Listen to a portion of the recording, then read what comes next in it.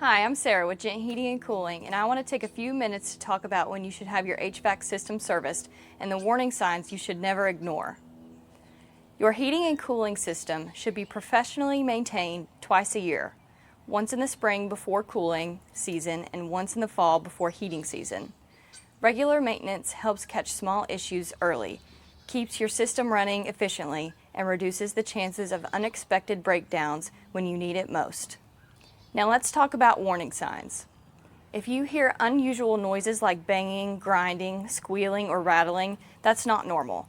Those sounds can indicate loose parts, worn components, or motor problems. Small issues can quickly turn into major repairs if they're ignored.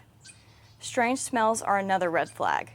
A mild, dusty smell at the start of the season can be normal, but burning odors or strong electrical smells could signal overheating or wiring issues.